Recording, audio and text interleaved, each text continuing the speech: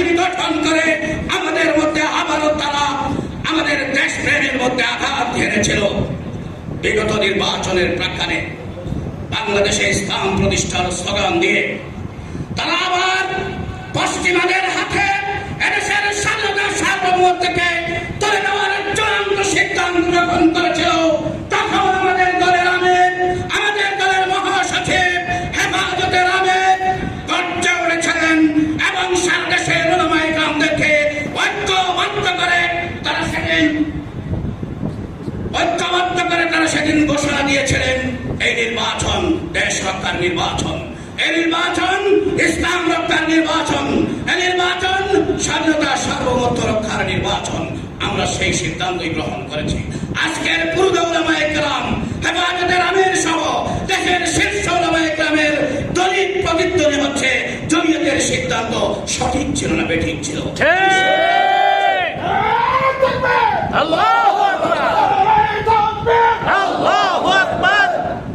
আমরা তাদের উত্তরসূরি মনে রাখবেন ভাইরা, আমরা সেই শাইখুল হিন্দের উত্তরসূরি যাকে মানকার বন্দিশালায় রাতে একবার সকালে একবার কবরের মধ্যে লোহার পেরেক ঢুকিয়ে নির্যাতন করা হতো।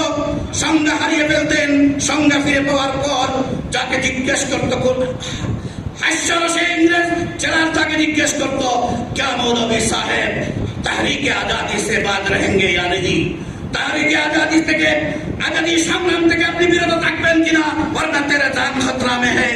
শাইখুল হিন্দ সেদিন ইংরেজদেরকে বৃত্তাঙ্গুলি প্রদর্শন করে বলেছিলেন মর্দে হক বাতিল কে সামনে সর ঝুকা শিখতা नहीं, সর কাটা শিখতা है लेकिन সর হিলা শিখতা नहीं।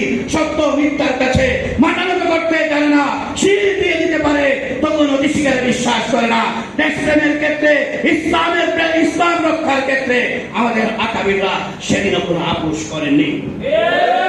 শাইখুল আরবি ওয়াল আজম হুসাইন আহমদ বাজানী রহমাতুল্লাহ আলাইহিকে ইংরেজরা বলেছিল এশিয়া উপমহাদেশ শুধু নয় সমগ্র বিশ্বের মধ্যে সবচেয়ে বড় দরজা হবে এই ভারত উপমহাদেশে।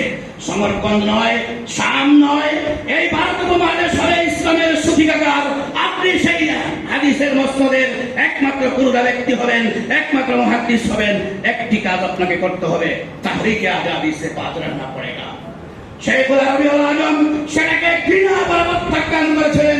সাথে সাথে তিনি ফতোয়া দিয়েছিলেন দ্বিতীয় বিশ্বযুদ্ধের প্রাক্কালে মুসলমান নওজওয়ানোं को अंग्रेज के फौज में दाखिल होना हराम है।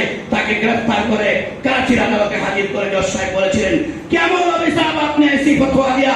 শাইখুল আরবি ওয়াল আজম হুসাইন আহমদ বাজানী বলেছিলেন फतवा तो दिया मैंने, अभी फतवा देता हो जब तक हुसैन अहमद के मुंह में ज़बान बाकी है, कल्ब में ईमान बाकी है, सीना में कुरान बाकी है, मुल्क में अंग्रेज बाकी है, तब तक ये फतवा जारी रहेगा। আমাদের আকাবিররা সেদিন কোনো আপোষ করেননি।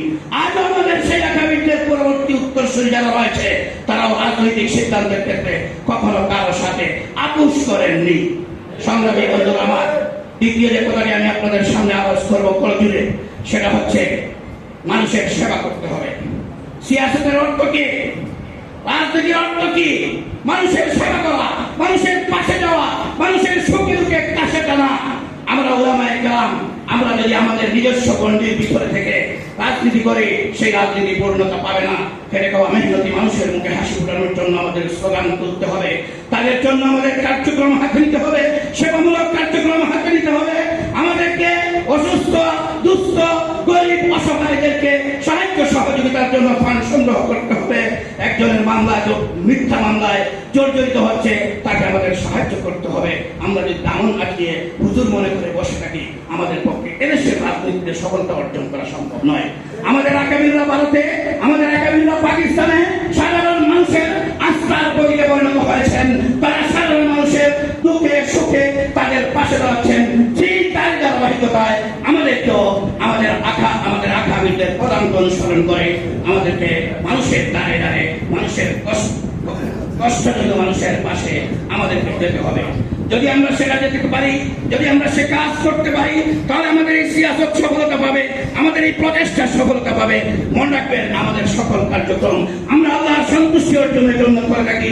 আমাদের সকল কার্যক্রম কালকে আমাদের ময়দানে আমাদের নাজাতের উসিলা যেন হয়, সেই জন্যই আমরা কার্যক্রমগুলো পরিচালনা করে থাকি।